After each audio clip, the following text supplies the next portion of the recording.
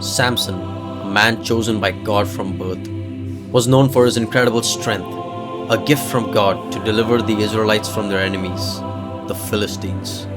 But while Samson's physical strength was unmatched, his greatest weakness lay in his heart.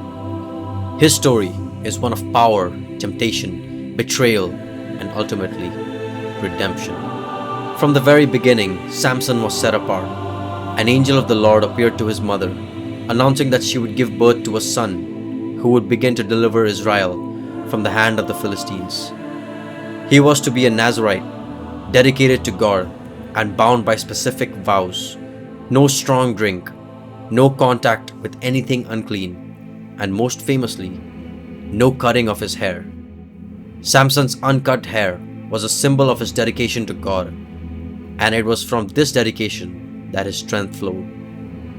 As Samson grew, it became clear that he was no ordinary man. The Spirit of the Lord would come upon him, granting him superhuman strength. He tore apart a lion with his bare hands and single-handedly defeated entire Philistine armies. The Philistines, Israel's oppressors, feared him, but for all his physical might, Samson struggled with self-control, especially when it came to the desires of his heart. His weakness for women became a recurring theme in his life. Samson's attraction to Philistine women led him down a dangerous path, and it was this weakness that would ultimately lead to his downfall. Among these women was Delilah, the one whose name would become synonymous with betrayal. Delilah, a Philistine, was beautiful and cunning. She caught the attention of Samson, and he quickly fell in love with her. But while Samson loved Delilah, she had a different agenda. The Philistine rulers, desperate to learn the secret of Samson's strength, approached her with an offer she couldn't refuse: an enormous sum of silver in exchange for betraying him. Delilah, driven by greed, agreed.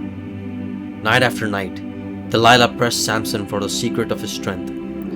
"Tell me, what is the source of your great strength, and how can you be bound and subdued?"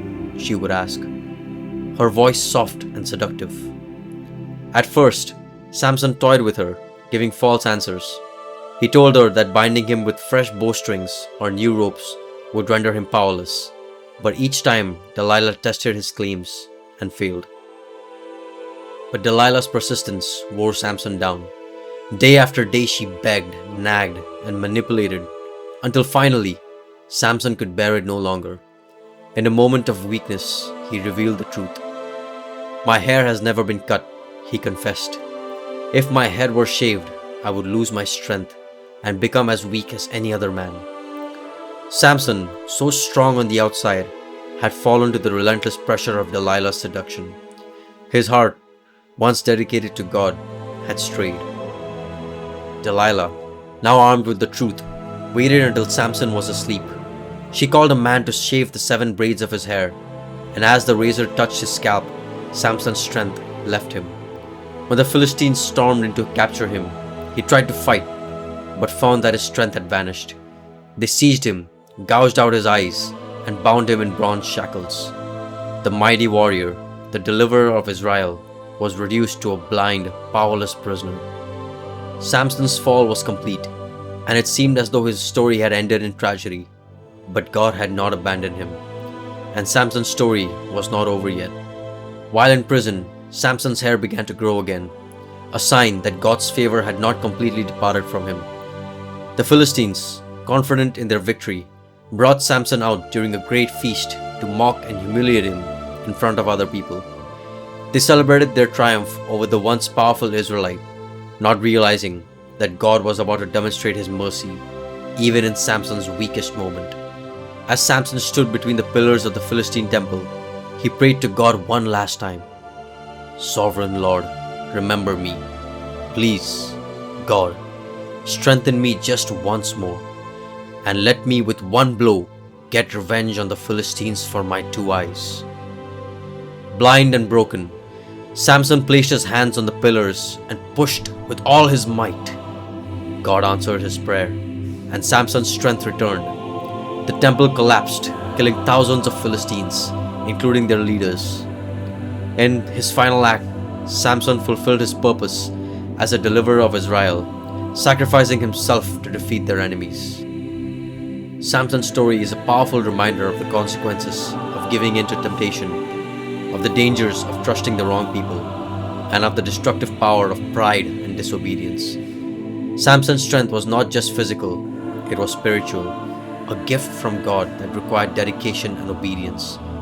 But when Samson led his heart astray from God and succumbed to his desires, he lost everything. Yet, even in Samson's darkest moment, God's mercy shone through.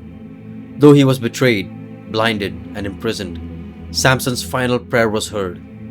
God restored his strength and allowed him to fulfill his mission. This act of redemption shows that no matter how far we fall, God's grace is always available to those who turn back to Him. Samson's death was not in vain. In his final moment of weakness, he accomplished more than he ever had in his life of strength. The story of Samson and Delilah teaches us many things: the importance of obedience, the dangers of unchecked desire, and the need to guard our hearts. It shows us how easy it is to be led astray when we place our trust in the wrong people. But most of all, it reminds us that even in our moments of greatest failure, God's mercy is available. Samson's life may have been marked by mistakes, but in the end, his story is one of redemption, a story of how God can still use us, even when we've fallen short. In our own lives, we face many temptations, just as Samson did. We may not possess his incredible physical strength, but we are given the opportunity to walk in spiritual strength through our relationship with God. The question is, will we follow God's path, or will we let temptation and pride lead us astray? Samson's story encourages us to seek God's strength, not our own, and to trust in His mercy, even when we've made mistakes.